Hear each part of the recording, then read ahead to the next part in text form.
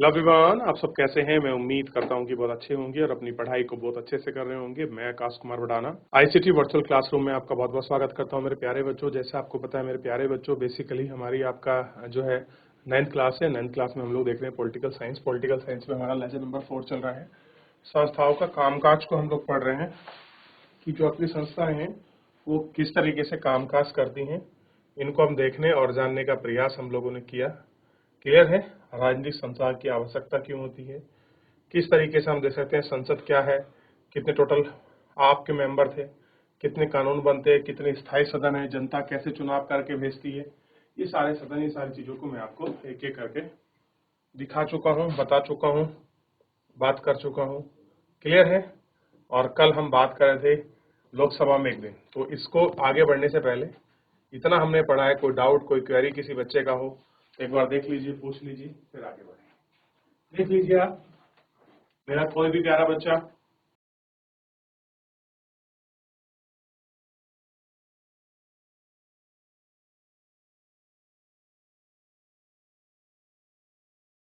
चलिए आगे बढ़ रहे हैं और देख रहे हैं। आप संसद का देख चुके थे, 12 बजे तक के काम यहाँ तक पढ़े थे। अब हम देखते हैं मानव संसाधन विकास मंत्री अल्पसंख्यक शैक्षिक संस्थान विधेयक 2004 के लिए राष्ट्रीय आयोग की घोषणा की। उन्होंने स्पष्ट किया कि इसके लिए सरकार को अध्यादेश क्यों लाना पड़ा। अब कह रहे हैं कि एक आयोग आया, उसमें घोषणा की थी, मानव संसाधन मंत्री थे जिन्होंने अल्पसंख्यक स्थानिक विधेयक 2004 उन्होंने पारित किया। और वो उन्होंने बताया कि हम लोग इस कानून के लिए आपके विधेयक का मतलब होता है कि संसद में बिना ही आपके चर्चा करे कानून बना देना राष्ट्रपति के माध्यम से, फिर उसके बाद उस पर चर्चा होगी। क्लियर हो गया? 12:14 पर कई सदस्यों ने मुद्दों को उठाया। इसमें शामिल थे तहलका वाले मामले में कुछ नेताओं के खिलाफ मामले दर्ज कराए गए। केंद्रीय अन्वेषण आयोग ने, सीबीआई ने प्रतिशत रवैया अपनाया। संविधान में एक अधिकारी भाषा के रूप में राजधानी शामिल करने की जरूरत थी। और आंध्र प्रदेश के किसानों ने कृषि श्रमिकों को बीमा नियोजित की एक नीति की आवश्यकता की बात करी कि किस प्रकार नीति है, क्या उसकी जरूरत है। इस पर हम लोगों ने आपका एक एक करके बात करी, भाई क्यों कैसे कुछ हो रहा है। ठीक, ये हमने देखा। अब 2:26 पर सरकार द्वारा प्रस्तावित 2 विधेयक पर विचार करें और उन दोनों को पारित किया गया। उन विधेयकों को देखते हैं। प्रतिभूति कानून, प्रतिभूति ब्याज और ऋण वसूली के कानून में प्रत्यावर्तन संशोधन विधेयक, कि कैसे हम इनको फिल्टर कर सकते हैं, इन विधेयक को कैसे हम इनको मंजूर कर सकते हैं, कैसे हम देख सकते हैं।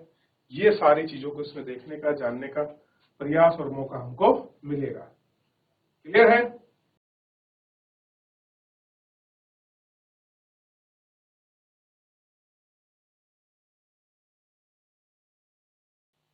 चलिए, 4 बजे में सरकार की विदेशी नीति, इराक स्थिति में संदर्भ में विदेश नीति के जरिए को जरूरत लंबी आपकी चर्चा करनी पड़ी।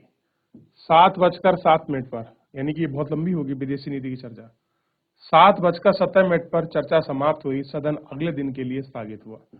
स्थगित का मतलब होता है अनिश्चित काल के लिए रोक देना। समय बता दिया कि भैया कल हमारा संसद द्वारा चलेगा। तो इस प्रकार से काम होते हैं, इस प्रकार से कुछ जो हमारे कार्य हैं वो चलते हैं।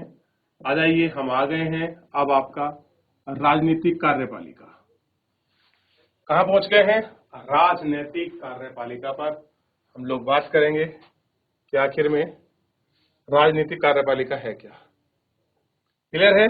और इस पर थोड़ा सा हम विचार भी करेंगे। क्या आपको उस सरकारी आदेश की कहानी याद है जिसमें हमने अध्याय की शुरुआत में की थी और जिसमें हमने पाया था कि व्यक्ति ने दस्तावेज पर हस्ताक्षर किए और उसने यह फैसला नहीं किया। यह केवल एक नीतिगत फैसले को लागू करा रहे थे जिसके लिए किसी और ने, हमने फैसला करने के लिए प्रधानमंत्री की भूमिका देखी थी। लेकिन हमें यह भी जानना है कि अगर उन्हें लोकसभा का समर्थन प्राप्त नहीं होता तो फैसला नहीं कर सकते थे। इस अर्थ में वे सभी सिर्फ सांसदों की मर्जी को ही लागू करते हैं। क्या करते हैं? सिर्फ सांसदों की ही जो मर्जी है उसको लागू करते हैं। इसी तरह किसी सरकार के विभिन्न स्तरों पर हम सीधे अधिकारी मिलते हैं जो रोजमर्रा के फैसले करते हैं। लेकिन यह नहीं कहा जा सकता कि वे जनता के द्वारा दिए गए सबसे बड़े अधिकारों का इस रूप में इस्तेमाल कर रहे हैं। इन सभी अधिकारों के लिए सामूहिक रूप से कार्यपालिका के रूप में जाना जाता है। नीतियों को क्रिया रूप देने के लिए कार्यपालिका कहा जाता है। इस तरह जब हम सरकार के बारे में बात करते हैं तो हमारा तात्पर्य आमतौर पर कार्यपालिका से है। तो सरकार का तात्पर्य किससे है? कार्यपालिका। तो जो कार्य कर रही है, जो जैसे आपके प्रधानमंत्री और प्रधानमंत्री के नेतृत्व वाली मंत्री परिषद को ही हम ये इंडिकेट करेंगे। क्लियर है? ये थोड़ा सा आपको क्लियर होना चाहिए कि क्या है, कैसे कुछ है और किसके रूप में हम इसको आपका देखते हैं। लोकसभा में समर्थन है नहीं है, कैसे फैसले लेंगे, कौन अधिकारी हैं, कौन प्राधिकारी हैं, कैसे कुछ इसका जो आपके फैसले लिए जा रहे हैं वो सामूहिक रूप से हैं या वो किस रूप में ले रहे हैं, ये सारी चीजों को देखना जानना बहुत ज्यादा जरूरी हो जाता है। क्लियर है?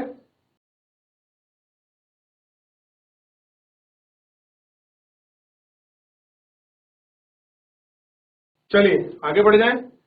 अब बात कर रहे हैं राजनीतिक और स्थायी कार्यपालिका। किसकी? राजनीतिक और स्थायी कार्यपालिका की। किसी लोकतांत्रिक देश में कार्यपालिका के दो हिस्से होते हैं। जनता द्वारा खास अवधि तक के लिए निर्वाचन लोग, जो राजनीतिक कार्यपालिका का कहते हैं। जैसे निर्वाचन का मतलब भाई दो है, एक लोकसभा एक राज्यसभा। तो लोकसभा आपके निर्वाचित है निश्चित समय 5 वर्ष तक के लिए, बिल्कुल सही बात है। ये राजनीतिक व्यक्ति होते हैं जो बड़े फैसले करते हैं। दूसरी तरफ लंबे समय के लिए नियुक्त किए जाते हैं और उन्हें स्थायी कार्यपालिका या प्रशासनिक सेवा कहते हैं। जैसे राज्यसभा का कोई व्यक्ति है, उसे विधानसभा के सदस्य आपके चुन के भेजते हैं, उसका कार्यकाल भी 6 साल का होता है और लोकसभा कभी विघटित राज्यसभा कभी विघटित नहीं होती। हर 3 साल में उसके वनपोषिक सदस्य आपके रिन्यू होते जाते हैं। क्लियर है? लोक सेवा में काम करने वाले लोगों के लिए सिविल सर्वेंट या नौकरशाह कहते हैं। इस सत्ताधारी पार्टी के बदलने के बावजूद अपने पद पर बने रहते हैं। अब एक तो वो हो गया जो मैंने आपको लोकसभा बात करी। एक होते हैं सर्वेंट, तो यहाँ मेनली बात कर रहा है जैसे आईएएस हो गए, पीसीएस हो गए, आईपीएस हो गए, उनकी बात कर रहा है। ये उनकी हेल्प के लिए होते हैं।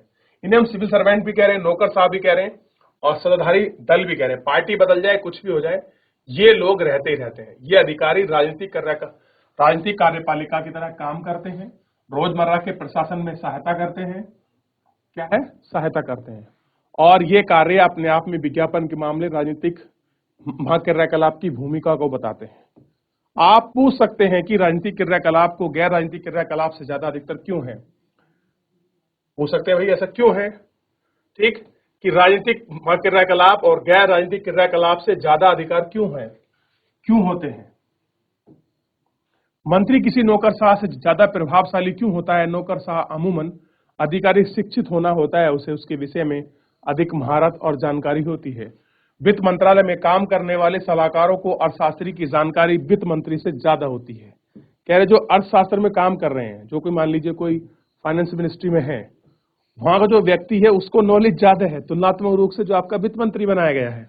और कभी कभी मंत्रियों को अपने मंत्रालय के अधीन मामलों की तकनीकी जानकारी बहुत कम हो सकती है। मान लीजिए आपको बना दिया किसी ऐसे मंत्रालय का मंत्री, मान लीजिए आपको बना दिया भू खनिज का मंत्री। अब आपको पता तो है नहीं भू क्या है, खनिज क्या है, उसके बारे में कौन बताएगा आपको? जो अधीनस्थ अधिकारी हैं।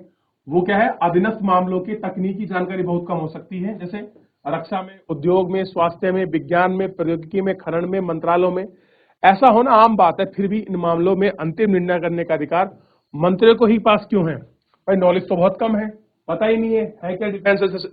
अब मान लीजिए आईटी सेक्टर का किसी को मंत्री बना दे, अब वो आदमी को पता ही नहीं है आईटी है क्या, लेकिन लास्ट में सिग्नेचर उसके ही होने, लेकिन उसको सलाह समन्वय देने के लिए हमारे पास एक प्रशासनिक वर्ग है, एक सिविल सर्वेंट का बहुत बड़ा ढांचा है जो इनको सलाह देता है। क्लियर है? और अंतिम रूप से प्राधिकारी किसको बनाया गया है? भैया आप ही हैं जो ये फैसला करेंगे कि भैया साइन होने के नहीं होने। और निर्णय करने का अधिकार किस पर रहता है? मंत्री के पास ही रहता है कि अंतिम रूप से किसी भी चीज का फैसला लेने का राइट किसके पास है? ओनली ऑन मिनिस्टर्स के पास है। क्लियर है? यही बात तो आपको बताना चाह रहा है कि कार्यपालिका में 2 तरह के लोग हैं। एक वो जिन्हें जनता चुनती है 5 साल में, एक वो व्यक्ति जो स्थायी रूप में है, सरकार बदल जाए वो नहीं बदलते। जैसे हमारे civil servant IAS, PCS, IPS, ये सब यही तो काम करते हैं। ये क्या करते हैं, इनके सबके मत करते हैं। क्लियर है या नहीं?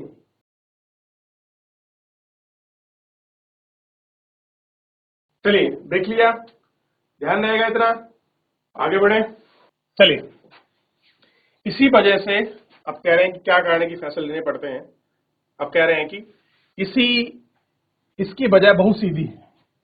कह रहे कि सारे फैसले मंत्री क्यों लेते हैं, कह रहे जो उसकी वजह है वो बहुत कैसी है, सीधी है। लोकतंत्र में लोगों की इच्छा सर्वोपरि है। कह रहे जो लोग हैं उनकी इच्छा कैसी है, सबसे ऊपर है, सर्वोपरि है, प्राइम है, प्रथम है, इन्हीं को बातें मिलती है। मंत्री लोगों द्वारा चुने जाते हैं। मंत्री को कौन चुनते हैं, लोग चुने जाते हैं। और इसी तरह उसे जनता की ओर से उनकी इच्छाओं को लागू करने का अधिकार है। वह अपने फैसले के नतीजे के लिए लोगों के प्रति जिम्मेदार है। कह रहे जो भी वो फैसला लेंगे और उस फैसले का जो भी नतीजा होगा उसके प्रति वो आपके कैसे जिम्मेवार है। इसी वजह से मंत्री सारे फैसले करता है। मंत्री ही उस ढांचे और उद्देश्य को तय करता है। नीतिगत फैसले किसी मंत्री से अपने मंत्रालय के विशेष होने की कतई उम्मीद नहीं की जाती है। सभी तकनीकी मामलों में मंत्री विशेष सलाह लेने के लिए किसी भी अफसर पर राय रखते हैं। ठीक, अब कोई भी उनकी राय है उसको लेते हैं। विशेष अफसर के राय खाते हैं, फिर भी वे ये एक से अधिक विकल्प मंत्री के सामने पेश करते हैं। मंत्री अपने उद्देश्य के मुताबिक ही निर्णय लेते हैं। क्या करते हैं, डिसीजन मेकिंग। भैया क्या बात है, कैसे कुछ है, कौन से फैसले हैं, कैसे लिए जाएंगे। अब क्लियर हो गया क्यों लेते हैं मंत्री फैसले, क्योंकि वो जनता द्वारा सीधे चुने होते हैं, जनता के प्रति उम्मीद होते हैं वो। ठीक, सबसे बड़ी बात है लोकतंत्र में लोगों की इच्छा सर्वोपरि है और मंत्रियों को लोग चुनकर भेजते हैं और वो जनता के लिए काम करते हैं और जो भी फैसले लेते हैं उसके नतीजे के लिए लोगों के प्रति जिम्मेदार है। इसलिए तो अंतिम फैसला किसको दिया गया है, इसी वजह से मंत्री को, क्योंकि वो सीधे जनता के हित या जनता से जुड़े कार्य के बारे में काम करते हैं। तो क्लियर हो गया क्या मसला है, क्यों वोट दे, मतलब क्यों आप सिग्नेचर करते हैं। यानी कि एक वर्ग है आपका कार्यपालिका जो चुनकर आती है, एक वर्ग है जो जिसको आपका ब्यूरोक्रेसी कहते हैं, आपका सिविल सर्वेंट कहते हैं। सिविल सर्वेंट की पावर कम क्यों है, क्लियर, जबकि पढ़े लिखे होने के बाद भी। और अंतिम प्राधिकारी किसको रखा गया, मंत्री को। तो इसके कारण आपके समझ आपको आ गया होगा कि भैया लोकतंत्र ही है जो ये सब आपको राइट्स उनको प्रोवाइड कराता है। क्लियर है, आगे बढ़े, चले एक एक करके आगे देख रहे हैं सब कुछ। दरअसल ऐसा हर बड़े संगठन में होता है जो पूरे मामले को भली भांति समझते हैं कि वे सबसे महत्वपूर्ण फैसले करते हैं, विशेष नहीं करते। विशेषज्ञ रास्ता बता सकते हैं, लेकिन व्यापक नजरिया रखने वाले व्यक्ति ही मंजिल के बारे में फैसला करते हैं। कि विशेषज्ञ क्या करते हैं, आपको रास्ता बताएंगे। व्यापक, अब जो आदमी व्यापक यानी कि बड़ा नजरिया रखता होगा वही उस मंजिल के बारे में फैसला लेगा। तो विशेषज्ञ कौन होंगे, ब्यूरोक्रेट, सिविल सर्वेंट। और उस मंजिल पर के बारे में फैसला लेना जिसका नजरिया व्यापक है वो कौन है, मंत्री। यही तो बात है, मंत्री। तो लोकतंत्र में निर्वाचित मंत्री इसी व्यापक नजरिए वाले व्यक्ति की भूमिका निभाते हैं। क्लियर है, ये आपको ध्यान रखना है। अब देखिए कोई मंत्री बन जाए किस प्रकार ताका झाकी चलती है। ठीक, एडमिनिस्ट्रेशन एंड आपका सबऑर्डिनेट जो होते हैं, देखिए कैसे मंत्री जी के लिए खड़े हैं या अधिकारी के लिए खड़े हैं। देखिए कार्टून के माध्यम से बड़े अच्छे से आपका समझाया गया है कि कोई हमें बुला ले, कोई हमें देख ले। ऐसे बहुत सारी चीजें होती हैं, फैसले होते हैं जो अधिकार प्राधिकार के रूप में हमको जानने को मिलते हैं।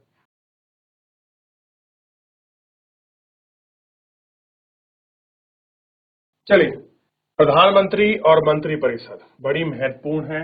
प्रधानमंत्री और उसके नेतृत्व वाली जो आपकी मंत्रिपरिषद है उसके काम क्या है, उसके फैसले क्या है।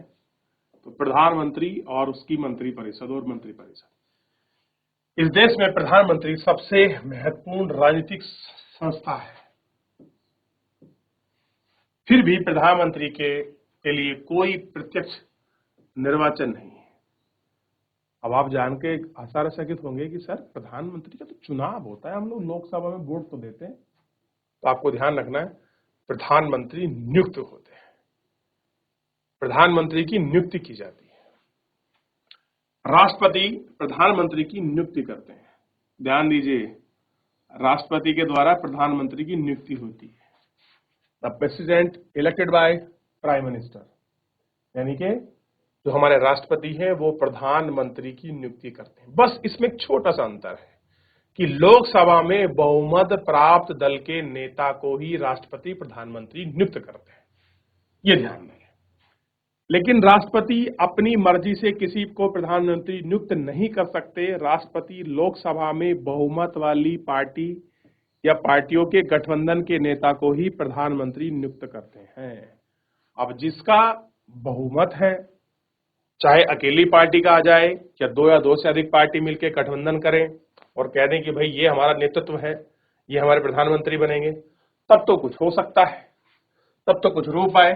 अगर किसी एक पार्टी या गठबंधन को बहुमत हासिल होता है तो राष्ट्रपति उसको प्रधानमंत्री के रूप में नियुक्ति करता है, जिसे सदन में बहुमत हासिल होने की संभावना होती है।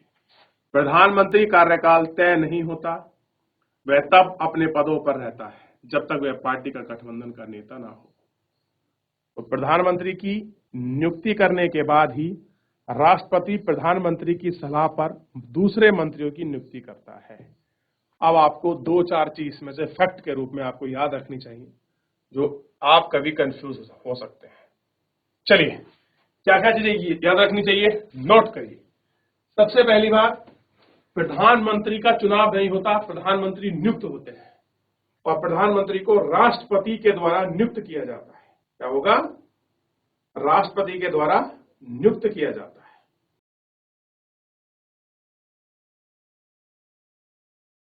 देख लिया, तो नियुक्ति कौन कर रहा है? राष्ट्रपति। किसकी? प्रधानमंत्री की। और कंडीशन क्या है? कंडीशन है आपकी, इसको लोकसभा में बहुमत प्राप्त होगा और प्रधानमंत्री के कहने पर ही राष्ट्रपति क्या करेंगे? जो उसके मंत्री हैं उनकी नियुक्ति करेंगे। ये ध्यान रखें। तो प्रधानमंत्री अहम पद हो गया कि नहीं हुआ? इंपॉर्टेंस हुआ कि नहीं हुआ? और देश के सारे नीतिगत फैसले लेने में प्रधानमंत्री सबसे अहम रोल, मुख्य रोल प्ले करते हैं। हालांकि सारे काम जो होते हैं वो राष्ट्रपति के नाम होते हैं, क्योंकि राष्ट्रपति देश के प्रथम नागरिक और राष्ट्रीय अध्यक्ष के रूप में गिनती होती है उनकी, लेकिन उनके सारे फैसले राष्ट्रपति की ही सलाह के लिए एक मंत्री परिषद होगी और उस मंत्री परिषद का नेतृत्व प्रधानमंत्री करेगा, ऐसा भी संविधान में लिखा हुआ है। क्लियर है? यहां तक ध्यान रहेगा? यहां तक कोई आपको कंफ्यूजन, कोई डाउट, कोई क्वेरी किसी बच्चे को पूछ सकता है? चलिए देख लीजिए।